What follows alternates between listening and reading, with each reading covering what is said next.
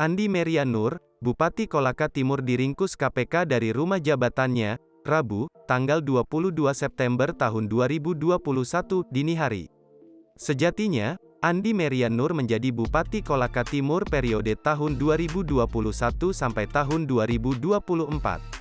Dia dilantik sebagai Bupati definitif sisa masa jabatan tahun 2021 sampai tahun 2024 oleh Gubernur Sultra Ali Mazi pada Senin tanggal 14 Juni tahun 2021 pukul 10 WITA lalu.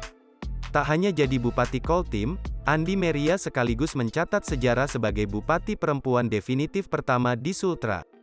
Dia menjadi orang nomor 1 di Kolaka Timur di usia 36 tahun dan tercatat sebagai Bupati termuda di Sultra saat ini.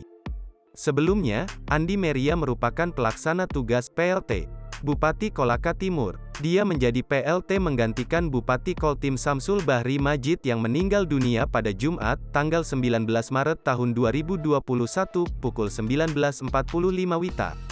Setelah Samsul Bahri berpulang, Andi Meria ditunjuk menjadi PLT Bupati Koltim. Baru 3 bulan menjabat sebagai Bupati Kolaka Timur, Andi Meria Nur terjaring operasi tangkap tangan Komisi Pemberantasan Korupsi.